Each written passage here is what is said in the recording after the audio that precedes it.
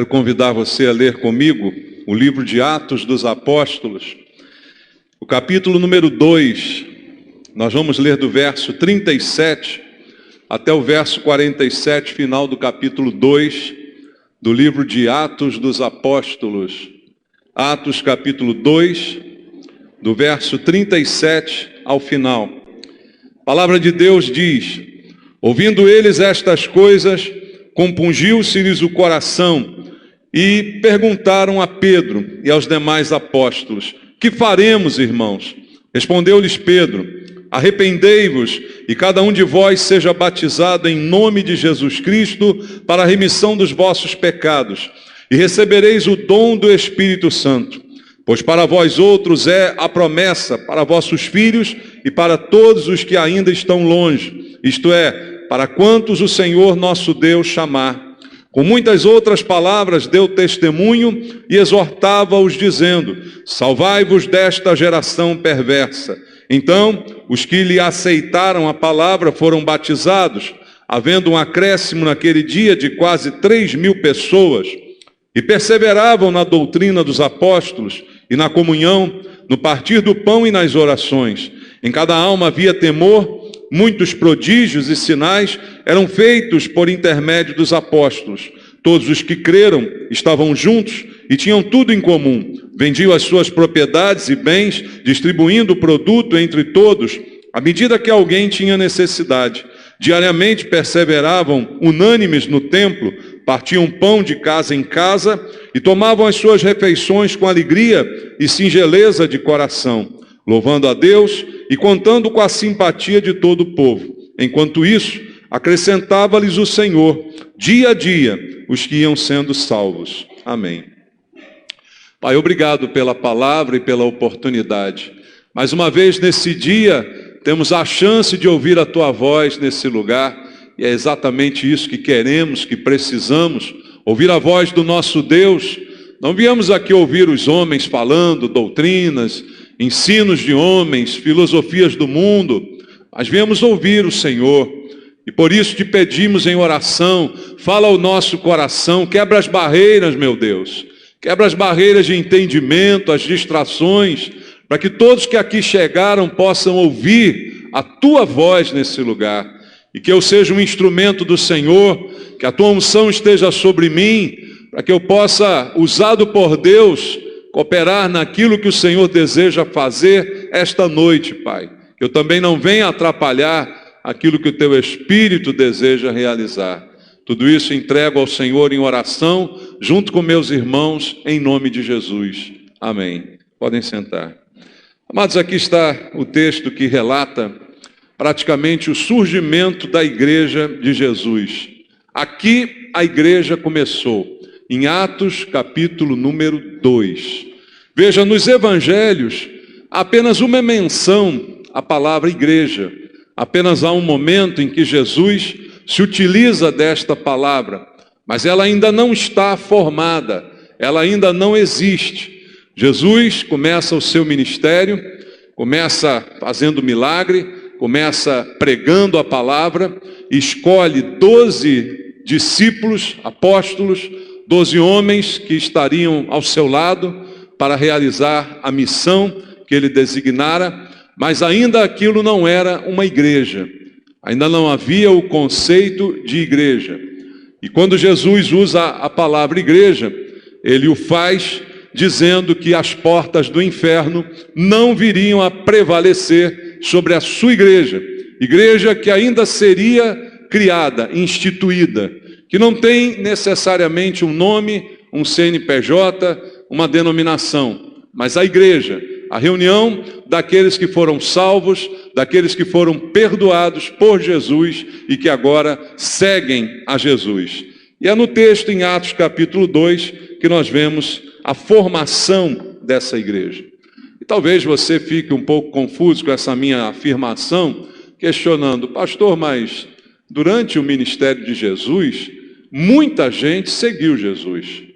Além dos 12, tinham pelo menos mais uns 70 discípulos que são mencionados, né? Você tinha, além dos discípulos, outras pessoas que simpatizavam com a causa de Jesus.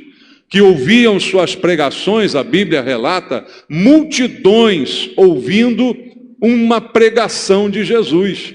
Ora, isso não era uma igreja? Meu irmão, sinceramente, isso não era uma igreja. Eu quero ler contigo em Atos capítulo 1, um pouquinho antes do texto que nós lemos, a partir do verso 4.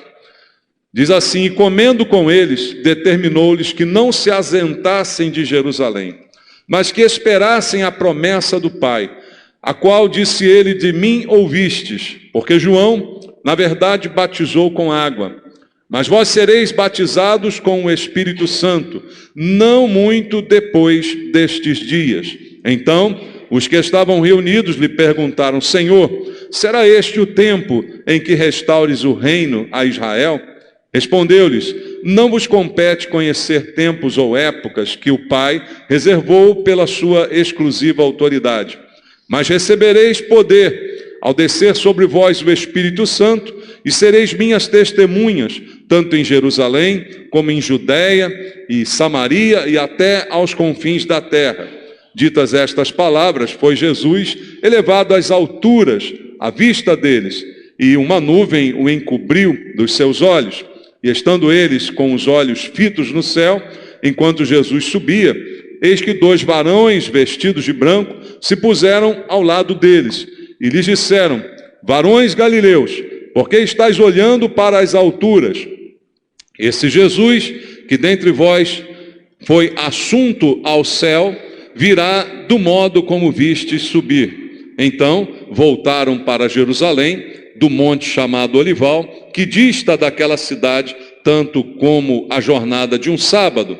Quando ali entraram, subiram para o cenáculo, onde se reuniam Pedro, João, Tiago, André, Filipe, Tomé, Bartolomeu, Mateus, Tiago, filho de Alfeu, Simão, o Zelote, e Judas, filho de Tiago. Todos estes perseveravam unânimes em oração, com as mulheres, com Maria, mãe de Jesus, e com os irmãos dele. Naqueles dias, levantou-se Pedro no meio dos irmãos. Ora, compunha-se a assembleia de umas 120 pessoas. Presta atenção nesse número. Quando Jesus subiu aos céus, depois da sua ressurreição, depois de aparecer aos discípulos e a muitas outras pessoas, como a Bíblia diz, restaram alguns que ficaram reunidos em oração, em perseverança. E aqui é usada a palavra assembleia, já trazendo uma designação à igreja. E diz aqui a Bíblia que esta assembleia era composta por 120 pessoas. Algumas citadas nominalmente, como nós conhecemos, os apóstolos, Maria, mãe de Jesus, seus irmãos, outras mulheres, outras pessoas. E no total, nós tínhamos ali 120 pessoas esperando em Jerusalém a promessa de Jesus, de que daqui a algum tempo elas seriam do alto revestidas de poder através do Espírito Santo, que desceria sobre elas, como diz o verso 8, e elas se tornariam testemunhas por todo o mundo. Então, esta era a promessa, e este era o número de pessoas que aguardavam esta promessa. Onde estavam as multidões que ouviam Jesus pregar? Onde estavam os inúmeros que ele curou, que ele expulsou demônios, libertou? Onde estavam essas pessoas? Muito mais do que 120, mas naquele momento estavam apenas 120 reunidos. Isso é algo significativo, irmãos, porque nós percebemos que até hoje as coisas acontecem dessa maneira. Muita gente gostou de Jesus. Muita gente gostou de ouvir Jesus. Jesus pregava bem. Eu acredito que ele pregava melhor do que eu, você acha? Jesus pregava bem, irmãos. E as pessoas gostavam de ouvir Jesus. Gostavam. E às vezes a gente é assim, a gente fala e as pessoas gostam. Deus, eu gosto de ouvir esse cara aí. Mas isso não quer dizer que essa pessoa que gosta de ouvi-lo tem com ele algum tipo de compromisso. Isso não quer dizer que, além de gostar, que ela de fato está ligada a ele por alguma razão mais forte. E muita gente aceitou as palavras de Jesus, elogiou, achou bonito. Mesmo os soldados que certa vez foram prendê-los no templo, por ordem dos sacerdotes, voltaram dizendo que não conseguiram realizar a missão, porque nunca ouviram alguém falar como Jesus. Você lembra dessa passagem? Ou seja, os soldados também gostaram de Jesus. Todos que o ouviam achavam bonitas as suas palavras, estavam ali dispostas a ouvi-lo, não dava sono a sua pregação. Por isso que eu acho que ela é melhor que eu. E na minha tem gente que dorme e chega ronca, né, irmão?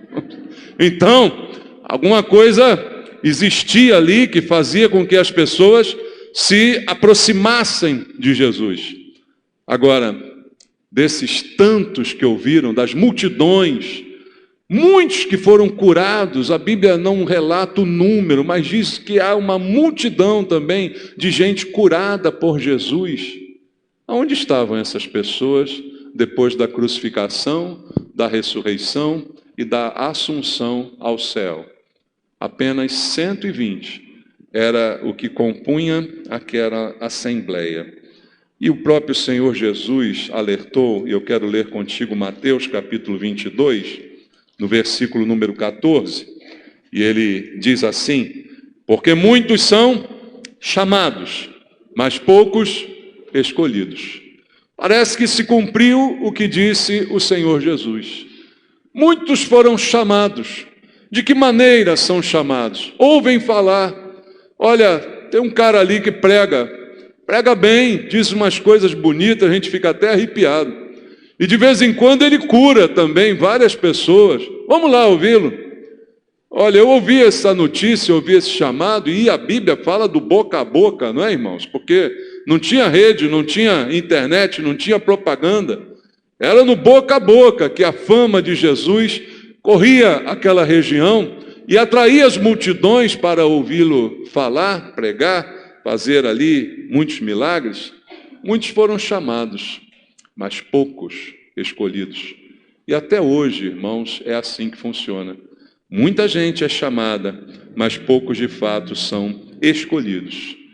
E o que nós percebemos é que essa é uma verdade até o dia de hoje. O que é aquele termo que eu não gosto de usar, mas que muitas vezes a gente usa até sem pensar? Aceitar Jesus. Como a gente usa isso, né? Ah, o fulano aceitou Jesus. Aceitar não quer dizer muita coisa. A gente às vezes aceita coisas que a gente não tem poder para lutar contra elas. Às vezes você aceita situações na sua vida porque você não pode mudá-las. Então é meio no sentido de resignar-se a algo que eu não posso alterar. E eu não gosto desse termo em relação a Jesus, porque eu acredito que muita gente aceitou Jesus, como eu já disse aqui, durante os seus discursos, durante o seu ministério, durante os seus milagres, suas curas. Quem não aceita ser curado? Só quem gosta de ficar doente, né?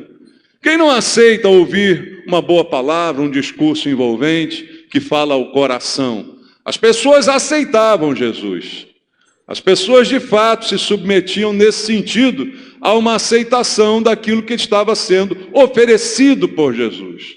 Quando ele multiplicou pães e peixes, havia uma multidão de mais de 5.000 pessoas reunidas ali e aceitaram Jesus, o pão, o peixe, tudo aquilo que ele ofereceu foi aceito.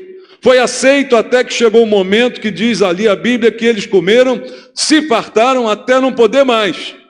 De repente passou de novo a bandeja do pão e do peixe, e eles disseram: não, agora estou satisfeito. Esse é o exemplo que eu sempre dou quando falo disso. Aceitar Jesus me lembra um garçom com a bandeja, na festinha, né? Depois que você já comeu igual um porco. Aí ele passa de novo e diz assim: não, estou satisfeito. Na verdade já está mais que satisfeito, né? Mas você dá aquela desculpa. Jesus não é um bolinho de festa, que a gente aceita quando convém, e que a gente depois recusa porque já tem o bastante. Então eu não gosto desse termo relativo a Jesus. Porque a impressão que esse termo me dá é que Jesus está implorando para ser aceito pelas pessoas. Muitos de nós, às vezes, temos esse tipo de problema, até psicológico. Às vezes a gente tem um problema pessoal, um problema na vida, às vezes a gente tem uma deficiência ou qualquer coisa, e a gente tem a necessidade de ser aceito. Isso nos acompanha desde pequeno. O jovem, o adolescente, ele tem necessidade de ser aceito pelo grupo. Muitas vezes até se envolve em coisas erradas só para ser aceito, para ser bem recebido, para dar uma prova de que está à altura daquele grupo. Então, uma grande necessidade de aceitação no ser humano. E quando eu uso esse termo em relação a Jesus, me dá a impressão também de que Jesus está necessitado de ser aceito. E que ele está implorando para que as pessoas o aceitem. E o que a Bíblia me mostra, o que a história mostra, é que as coisas não são bem assim. Veja, abra aí a Bíblia em Lucas, capítulo 9.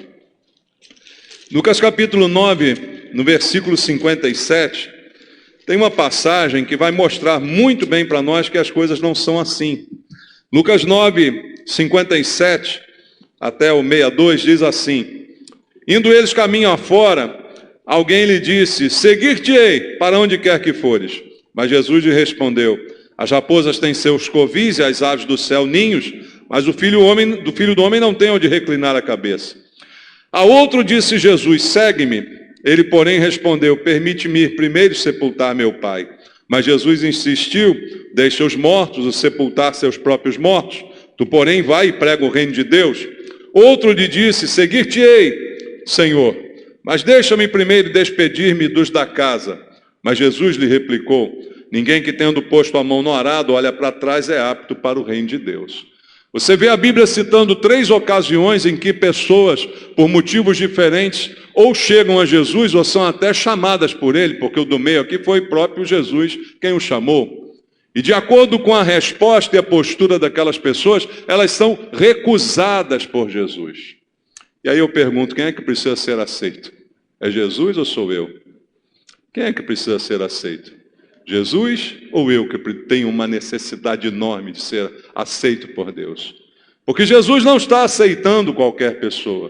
Quando há pessoas que colocam outras prioridades diante dele, ele diz: olha, deixa os mortos sepultar os mortos. Quando a pessoa diz: olha, eu vou, mas eu tenho aqui algumas pendências ainda, ele diz: olha, quem está atrás de mim não pode olhar para trás, porque senão não é apto. Então, Jesus não está aí com pires na mão, implorando para que alguém o aceite finalmente.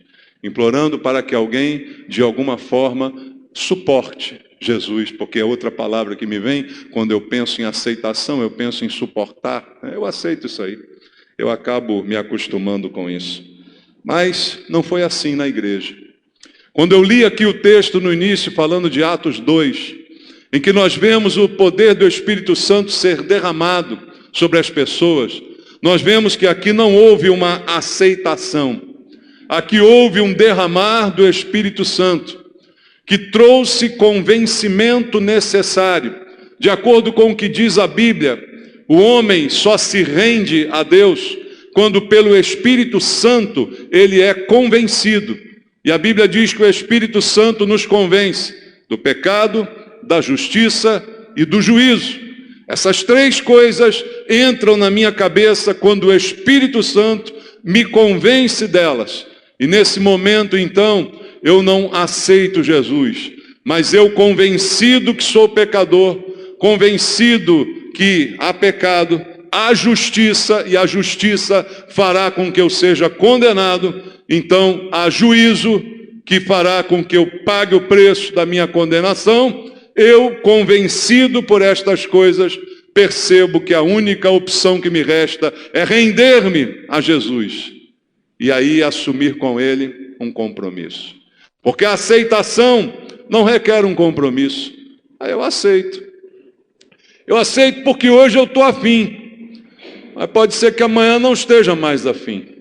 Pode ser que amanhã eu esteja satisfeito com outras coisas e já não precise daquilo que eu aceitei hoje, porque aceitei devido às circunstâncias. Por isso não cabe aceitar Jesus, porque não é uma atitude nossa aceitá-lo. Mas o texto aqui em Atos diz que algo completamente diferente aconteceu. Volta lá no texto comigo em Atos capítulo 2 e vamos ler o que aqui está escrito. Veja só, Atos capítulo 2, versículo 37. Diz assim: ouvindo eles estas coisas. Quem são eles?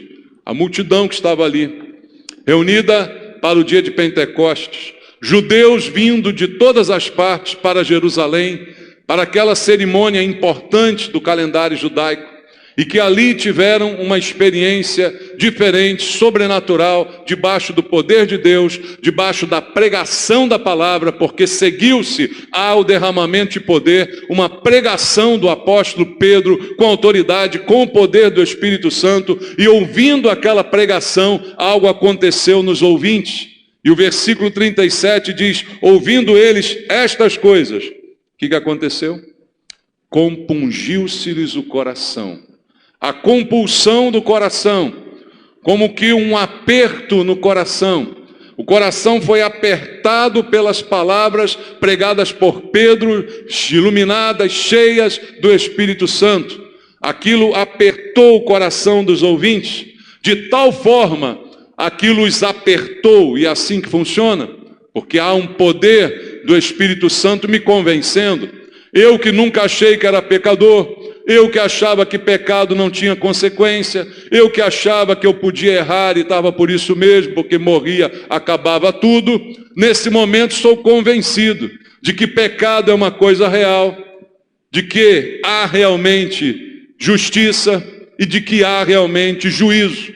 O Espírito Santo me convence, e isso aperta, isso incomoda o meu coração. Quando eu aceito Jesus, não há necessariamente um incômodo, eu apenas aceito.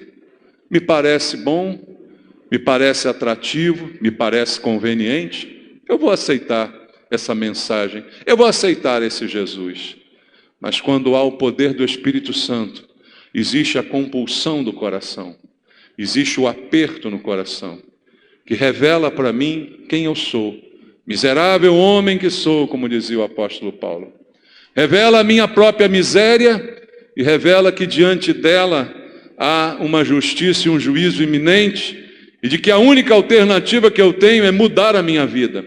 E o interessante desse texto exatamente é isso, porque com o coração compungido, eles perguntam a Pedro e aos demais apóstolos: que faremos, irmãos? Porque alguma coisa tem que ser feita a partir daí. Quando a pregação da verdade do Evangelho de fato é ministrada com o poder do Espírito Santo, que vai convencer a pessoa, não o pregador, o que vai decorrer disto é que essa compulsão do coração faz com que eu perceba que é algo totalmente novo, inusitado, com o qual nunca me deparei, e que diante disso eu preciso ter uma reação. Eu posso nem saber qual é a reação, como eles não sabiam. Mas diante daquilo eles perguntam: o que nós vamos fazer agora? Com isso que eu estou sentindo aqui, com esse aperto no meu coração, dessa palavra que foi ministrada. O que eu faço agora? Isso, irmãos, não é aceitar Jesus. Isso é ter um compromisso, isso é ter uma rendição, isso é se entregar a Jesus. Isso é clamar para ser aceito por Ele. E a resposta de Pedro, ela vai nesse sentido. Respondeu-lhes Pedro: arrependei-vos, e cada um de vós seja batizado em nome de Jesus Cristo, para a remissão dos vossos pecados, e recebereis o dom do Espírito Santo. Percebe que a mensagem revelou o pecado? Que o Espírito Santo revelou a justiça e o juízo? E agora, diante dessa revelação, eu tenho que fazer alguma coisa, porque se eu não fizer alguma coisa, permaneço do mesmo jeito que estou. Já a aceitação não implica essa mudança. Eu aceito Jesus aqui na igreja, vou para casa e continua tudo do mesmo jeito. Mas agora não, eu fui impactado com uma palavra do Espírito Santo. Eu fui impactado com a consciência de pecado, de justiça, de juízo. E eu preciso fazer alguma coisa. E Pedro diz a coisa mais simples que é fazer. A única coisa que você pode fazer é se arrepender. O Espírito Santo revelou que você é um miserável. O Espírito Santo revelou que você é um pecador. E que você, por causa da justiça e do juízo de Deus, está irremediavelmente condenado ao inferno. Então a única coisa que você pode fazer quanto a isso é se arrepender. E arrependido, batize-se em sinal de submissão a Jesus, e receberá você então o dom, o presente do Espírito Santo, que é o selo para a sua salvação. Você será selado pelo Espírito e a partir desse momento você será salvo. Isso, queridos, é muito diferente de aceitar Jesus. No versículo 40 diz que com muitas outras palavras, Deus deu testemunho e exortava-os dizendo: salvai-vos desta geração perversa. A pregação revela que você está no meio de uma geração perversa e que você é um desses perversos, mas a sua perversidade é revelada pelo Espírito Santo e você não sai enganado. Pelo contrário, você começa a enxergar quem você é e precisa fazer algo para que isso mude. E a única coisa que te resta fazer, a tua única parte nisso, é arrepender-se. Arrepender-se implica reconhecer o erro e implica determinar no seu coração que eu não quero mais cometer esse tipo de erro. É isso que Pedro diz para aquelas pessoas. E aí sim, queridos, nós estamos diante de conversão. Nós estamos diante de submissão a Jesus e não de aceitação. E a diferença é que as coisas realmente mudavam para aquelas pessoas. Primeiro indício é que logo elas eram batizadas. Diga o verso 41. Então, os que lhe aceitaram, agora uso o termo aceitar, a palavra, foram batizados, havendo um acréscimo naquele dia de quase 3.000 pessoas. Dos 120, agora eram 3.120. Porque o poder de Deus atuou na vida daquelas pessoas. Porque o Espírito Santo convenceu do pecado, da justiça e do juízo. E eles aceitaram a palavra, não Jesus. Porque Jesus não se aceita. Jesus, ou eu me rendo a Ele, ou eu me entrego a Ele, ou eu resisto a Ele. Não há outra opção, não há outra alternativa. E logo aquelas pessoas que creram, de fato estavam convictas e logo se batizaram. Logo desejaram o batismo. Outra coisa que hoje em dia mudou é que muita gente aceita Jesus num culto emocionado. O pregador faz o apelo, você aceita? Ora, eu estou numa miséria danada, estou todo lascado, o que me oferecer eu aceito. E aí eu aceito. Agora eu pergunto, você que aceitou, quer se batizar? Não.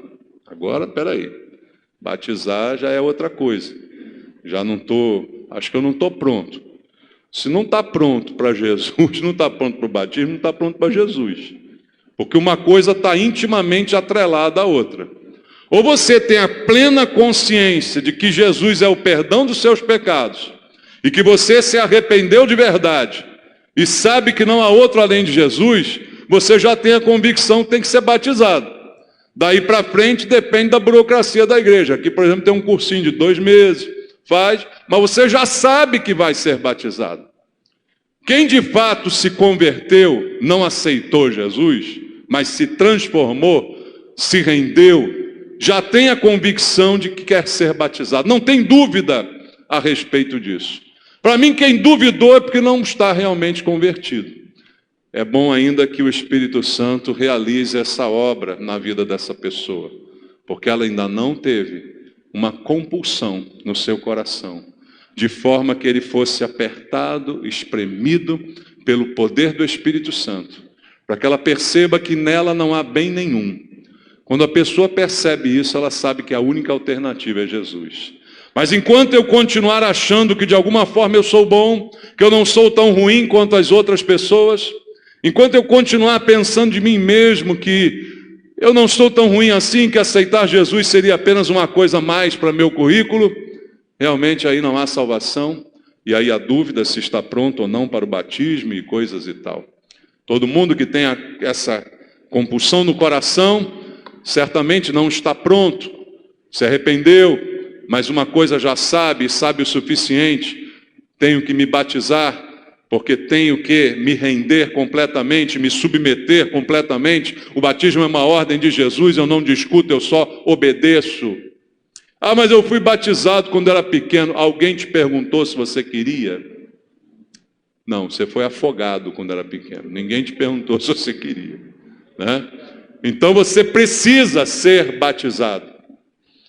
Se você crê em Jesus, se você realmente foi convertido pelo Espírito Santo, você logo vai querer. Você ainda não está 100% puro, talvez nunca esteja, mas você já sabe o suficiente para desejar obedecer a Deus e não discutir as suas ordens. E o que acontecia, queridos, é o que está escrito no verso 42. Veja, depois da palavra, depois da aceitação desta, depois do arrependimento, depois do batismo, se tornam igreja. E o verso 42 diz: e perseveravam na doutrina dos apóstolos, na comunhão, no partir do pão e nas orações. Agora a vida mudou. Agora há uma nova rotina de vida para essas pessoas. Agora há um prazer na comunhão da igreja. Há um prazer na reunião dos santos, há um prazer em ouvir a palavra dos apóstolos, há um prazer em perseverar nos ensinamentos. Cada dia aprendo uma coisa nova e percebo, tenho que mudar isso. E havia uma alegria neles em participar disto. Como diz o texto, nesta perseverança, na doutrina, no ensinamento, promovia neles um desejo pela comunhão. Quando há de fato uma conversão, irmãos, essas coisas acompanham a conversão. Eu aceitei Jesus, mas nunca mais fui na igreja. Para de brincar comigo. Aceitei Jesus, mas eu não gosto muito de comunhão. Oração nem se fala. Partir do pão não é comigo. Então você está enganado e está enganando os outros. Porque você não é cristão coisa nenhuma. Você não se converteu coisa nenhuma. Porque a vida muda, irmãos. O desejo muda, a vontade é diferente, o prazer é outro. Meu prazer agora é a lei do Senhor, nela medito dia e noite. Meu prazer agora é a doutrina dos apóstolos, é estar com os irmãos. Meu prazer não é mais estar no botequim, não é mais estar jogando bola com os outros, embora isso também possa, de alguma forma e de algum nível, ser realizado. Mas o meu prazer é a comunhão dos irmãos. O meu prazer é a oração dos santos. É ali que eu quero perseverar. E foi isso que aconteceu com esses homens, com essas 3.000 almas. E esse compromisso, ele vai ser manifesto através de atitude. Versículo 43. Em cada alma havia o quê? Temor. E muitos prodígios e sinais eram feitos por intermédio dos apóstolos, porque havia temor no coração. Veja, não são os prodígios e sinais que fazem um cristão. Ninguém pode dizer que se converteu só porque viu prodígios e sinais. Quando você vê prodígios e sinais e fica maravilhado, você se torna influenciado por aquilo. Pode ser numa igreja e pode ser num centro de macumba. Porque lá você também vai ver prodígios e sinais. Então não é isto que converte as pessoas. Mas uma vez convertidas, havia um temor no coração, uma reverência em relação às coisas de Deus. E como consequência, sinais aconteciam, prodígios aconteciam na igreja, curas, libertações, coisas que eram comuns no dia a dia daquela igreja. E eram unidos, diz o verso 44, todos os que creram estavam juntos e tinham tudo em comum. Vendiam as suas propriedades e bens, distribuindo o produto entre todos à medida que alguém tinha necessidade. Diariamente perseveravam unânimes. Aonde, irmãos? No templo. Partiam pão de casa em casa, tomavam as suas refeições com alegria e singeleza de coração. Aquilo que aconteceu com eles, a compulsão do coração, a transformação da vida, foi manifesta através dessa mudança e através desse prazer na fé, na unidade, no amor, o prazer da comunhão com os irmãos, o prazer de ser parte, de ser membro. Aquele que é convertido quer ser membro. Ele nunca será um desigrejado. Ele pode não se dar bem numa igreja ou noutra, mas ele sempre vai querer ser membro. Ele sempre vai querer a comunhão dos irmãos. Faz parte da vida de um convertido de verdade, irmãos. Faz parte esse sentimento, e era isso que acontecia na igreja. No versículo 47 diz: louvando a Deus e contando com a simpatia de todo o povo, enquanto isso, acrescentava-lhes o Senhor dia a dia os que iam sendo salvos. O procedimento mudado daquelas pessoas fazia deles um exemplo para a sociedade na qual estavam inseridos. E aí contavam com a simpatia do povo, porque o pessoal viu, poxa, esse pessoal aqui era diferente, mas olha como estão agora.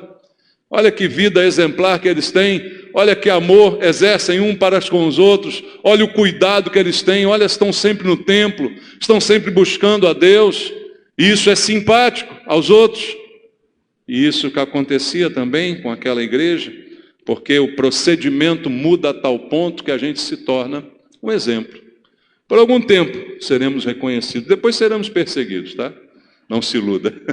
Mas por algum tempo contaremos com a simpatia daqueles que não conseguirão negar a mudança de Deus na nossa vida. É inegável quando de fato há uma conversão. A vida muda e as pessoas vão falar dessa mudança, não tem jeito. Então por algum tempo contaremos com a simpatia do povo. Mas como eu disse, isso é por algum tempo, porque essa mesma igreja logo depois experimenta perseguição. Vai lá para Atos capítulo 4 e lê comigo os 4 primeiros versículos. Falavam eles ainda ao povo quando sobrevieram os sacerdotes, o capitão do templo, os saduceus, ressentidos por ensinarem eles, o povo, e anunciarem em Jesus a ressurreição dentre os mortos. Os prenderam, recolhendo-os ao cárcere até o dia seguinte, pois já era tarde. Muitos, porém, dos que ouviram a palavra, a aceitaram, subindo o número de homens a quase 5.000. Mas agora começa a apertar a coisa. Porque Pedro vai ser preso, juntamente com João, por pregarem a palavra. Agora a simpatia já não era tão grande, porque estavam ensinando uma doutrina diferente da doutrina ouvida no templo. Era a doutrina de que há salvação em Jesus, de que há perdão dos pecados e há até ressurreição, porque aquele que crê em Cristo, ainda que esteja morto, viverá. E aí essa mesma igreja começa a ser perseguida, mas a perseguição não atrapalha a igreja, muito pelo contrário, ela cresce. O que diz aqui a Bíblia decorreu desta perseguição? Mais um acréscimo de almas, e agora são quase 5.000. E não sei se você lembrou quando leu aqui comigo no verso 47, que a Bíblia diz que dia a dia o Senhor acrescentava os que iam sendo salvos. Quem promove o crescimento da igreja é o Senhor. A igreja apenas precisa ser fiel. A pregação apenas precisa ser fiel ao que Deus está falando e quer falar. Mas quem dará o crescimento é o Senhor, porque quem produz a conversão é também o Senhor, é o Espírito Santo que produz a conversão, não é a eloquência do homem, não é o ambiente da igreja, não é a beleza do templo, não são os sinais que possam acontecer, mas é o poder de Deus. E ali creram na palavra de Pedro e João, e mesmo vendo esses homens passarem uma noite na cadeia, essas pessoas se converteram também, porque aceitaram não Jesus, a palavra, e aceitando a palavra, renderam-se a Jesus. Foi isso que aconteceu. Agora, tudo isso foi dito para que a gente faça aqui uma reflexão. Vamos olhar para nós, irmãos. Vamos olhar para nós como igreja. E vamos pensar nos dias atuais, e aí não falo especificamente da nossa igreja, mas da igreja de Jesus, dos evangélicos do Brasil, que nós hoje percebemos, com surpresa até algum crescimento, né? A influência da igreja, mais igrejas, mais pastores. Vamos pensar um pouco a respeito de tudo isso e vamos dar uma olhada para essa igreja. Será que hoje nós vivemos uma igreja assim? Aqui no texto nós vemos os líderes sendo presos e a igreja crescendo. Agora a gente continua vendo o líder sendo preso e a igreja diminuindo. Por quê? Por causa do escândalo das pessoas. Porque as pessoas aceitaram Jesus, porque as pessoas aceitaram o pastor, aceitaram o pregador, aceitaram aquela doutrina determinada daquela igreja, mas não se converteram a Jesus. Quando há conversão, os líderes podem ser presos. No caso de Pedro e João, injustamente, porque estavam apenas dizendo a verdade. No caso dos pastores de hoje, que vão para a cadeia, vão com justa razão, porque cometeram crimes, porque fizeram coisas terríveis. Mas aqueles que não estão firmados em Cristo, acabam se abalando com essas notícias, acabam se abalando na sua fé, por desconfiarem de tudo e de todos, porque na verdade também não tiveram uma experiência real com o Espírito Santo. Não se converteram, apenas aceitaram Jesus. E é nesse clima que a igreja vive hoje, a igreja de Jesus. Muita gente faz o censo e vê lá, o número de evangélicos cresceu. Já somos não sei quantos % da população do Brasil. Sabe o que isso me diz? Nada. Sabe o que isso significa para mim? Absolutamente nada. Números, números e mais números, que não são uma representação matemática, científica da verdade. Embora os números sejam exaltados pela ciência, os números divulgados não são fiéis, não são um reflexo da realidade que nós encontramos. Nós temos ainda uma multidão comendo pão e peixe à custa de Jesus, mas ainda é muito pouca gente escolhida, muito pouca gente convertida pelo poder do Espírito Santo, com o coração compungido, incomodado com seus pecados, sabendo que precisa mudar de vida. Porque naquele tempo, render-se a Cristo significava um compromisso com Cristo, um compromisso com a igreja. Não se afastavam uma coisa da outra. Hoje tem gente que acha que pode ter um compromisso com Cristo sem ter um compromisso com a igreja. Acha que nem precisa de igreja. Para você ver o ponto que nós chegamos hoje. A pessoa acha que pode ter um relacionamento de Deus e não ter com a igreja. Mas aqui nós vemos que o relacionamento com Deus me leva à comunhão ao partir do pão e às orações. Me levam à vida no templo. Isso é automático, irmãos. Mas hoje, aceitar Jesus não requer compromisso. Aceitar Jesus não requer entrega, não requer vida. Como já disse algumas vezes, aceitar Jesus virou moda. Já que não requer compromisso, de repente, como está crescendo tanto a população dita evangélica, e há um mercado gospel, mercado gospel legal. Cantor gospel, dançarino gospel, o que mais tem gospel aí? Hein? Tudo gospel, né?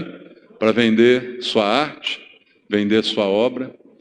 E aí, de repente, você vê, quem é da antiga aqui viu, há um tempo atrás, Monique Evans aceitou Jesus. Monique Evans hoje, casada com a mulher mais nova que ela. Sabia não? Está dizendo, o pastor está lendo muita cara, não deve ser. É só ler as notícias. Olha lá. Gretchen aceitou Jesus. Agora está com mais um novo marido. Arrumou um marido novo. Todo mundo aceita Jesus. Quem não aceita Jesus, irmãos? Mas isso muda alguma coisa? Isso requer um compromisso? Isso, de fato, traz uma atração pela igreja? Isso traz um desejo de comunhão, um desejo de mudança, de transformação. Pensa sobre isso. É isso que estamos vivendo hoje. Todo mundo aceita Jesus, mas pouca gente quer servir Jesus. Pouca gente quer um compromisso com Jesus. Aceitar não tem problema, não tem preço. É de graça. Sempre vai ser de graça o compromisso. Só que compromisso gera responsabilidade. Salvação gera responsabilidade, porque eu fui liberto do pecado. E agora a minha responsabilidade é não voltar para a prisão. Aquele que foi liberto tem a responsabilidade de não se tornar de novo um prisioneiro. Há um preço. Quem não foi liberto, aceita Jesus, depois volta para a prisão. Muita gente ainda quer as suas bênçãos, mas não quer viver para Ele. Ela quer o que pode receber dele.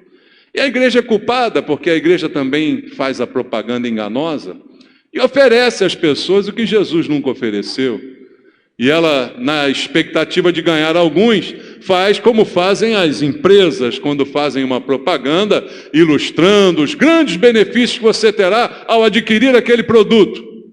E depois você percebe que o produto não dura quanto deveria durar, não faz o que deveria fazer, está cheio de vício, está cheio de problema. É esse Jesus que estão anunciando hoje às pessoas. E depois a pessoa percebe que não é nada disso e volta para a sua vida como era antes.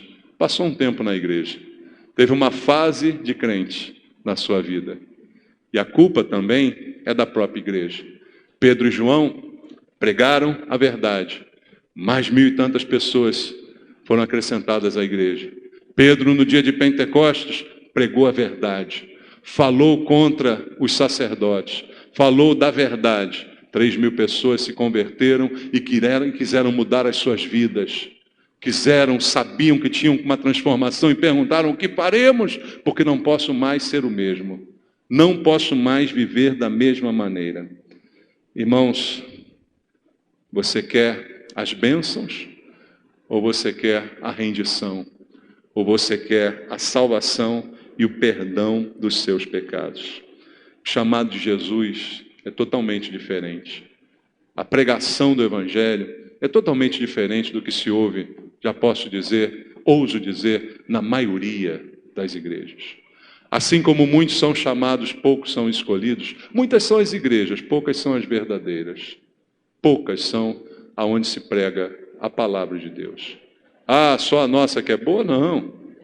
Elias pensava que era só ele o profeta, e Deus disse: ó, tem muito mais que você nem conhece. Mas uma coisa a gente percebe. Indica uma igreja hoje para alguém. Você tem essa dificuldade? Quando você conhece alguém que se converteu, e, poxa, eu estou morando aqui, me indica uma igreja. É fácil? Eu, pelo menos, tenho uma dificuldade danada para indicar. Sabia, irmãos? Porque a gente está vivendo esse tempo. O chamado de Jesus não é assim. Para terminar, leia comigo Mateus capítulo 10. Mateus capítulo 10, versículo 38 e versículo 39. Está escrito assim: e quem não toma a sua cruz e vem após mim, não é digno de mim. Quem acha a sua vida, perdê-la-á. Quem todavia perde a vida por minha causa, achá-la-á. Jesus foi simples na sua palavra, mas essa palavra não é pregada hoje às pessoas. Ninguém é convidado a perder a sua vida. Não, eu quero ganhar a minha vida.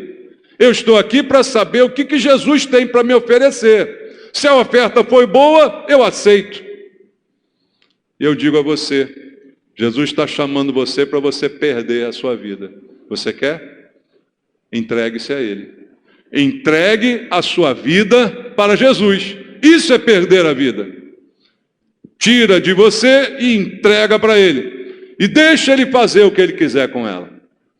Se quiser te levar, te leva. Se quiser te deixar aqui para você trabalhar, te deixa. Mas o que Ele tiver para você vai ser o melhor, desde que você entregue, perca a sua vida. Porque enquanto você quiser preservá-la, e aí sim você vai perdê-la de fato. Porque você vai perder a eternidade. Mas quando você abrir mão dela e entregá-la completamente a Jesus, tudo vai ser transformado na sua vida. E no mesmo Mateus capítulo 10, no versículo 32 e no versículo 33, Jesus faz aqui uma proposta. Portanto, todo aquele que me confessar diante dos homens, também eu o confessarei diante de meu Pai que está nos céus. Mas aquele que me negar diante dos homens, também eu o negarei diante de meu Pai que está nos céus. Simples assim. Me confesse. Me confesse. Não diga apenas eu te aceito. Diga eu me rendo, eu me entrego, eu me lanço aos teus pés. Eu me entrego completamente, eu te confesso diante de todos que não há outro além de ti. Não há outro maior do que o Senhor. Não há outro que possa me salvar, perdoar os meus pecados. Sem o Senhor estou irremediavelmente condenado à morte eterna. Eu o confesso diante de todos. E aí Jesus diz, então eu vou confessar de você também diante do meu Pai. Eu vou dizer para o meu Pai, esse aqui é meu, porque ele me confessou diante de todos. Agora, se você me nega diante de todos, eu também direi ao meu Pai, não te conheço, embora você possa até passar de um tempo na minha igreja. Senhor, Senhor, nunca te conheci, não te conheço, não sei quem você é. Aí, irmãos, a proposta é essa. Perca a sua vida. Vamos orar? Alguém aqui essa noite que quer perder a sua vida para Jesus? Levante a sua mão onde você está para que eu possa orar com você. Há ali 2 pessoas que querem perder a vida para Jesus. Louvado seja Deus. Vem aqui, vamos orar juntos. Vamos orar juntos. É um momento muito especial. Porque diante de Jesus, diante de todos, aqui há uma simples confissão. Eu quero perder a minha vida para Jesus. Como é seu nome? Oi? Nelson e? Luciana. Nelson e Luciana estão aqui para perder a vida para Jesus.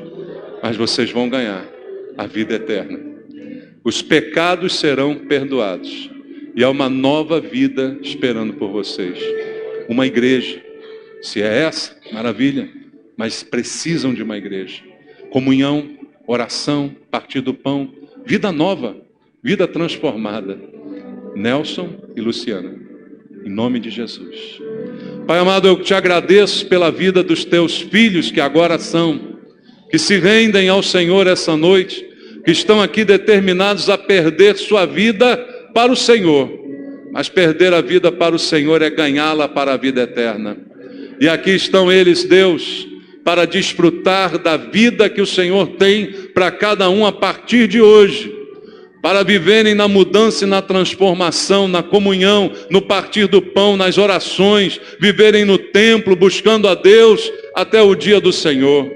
Que assim o Senhor guarde a vida de Nelson e de Luciana, Pai, por causa da confissão e da entrega que fizeram diante de todos. Eu sei que o Senhor vai confessá-los diante do Pai. Eles são meus. Eles pertencem a mim. Obrigado, Jesus, pela vida dos teus filhos. Que o Senhor os abençoe, em nome de Jesus. Amém. Deus abençoe vocês. Deus abençoe. Né? Deus abençoe vocês.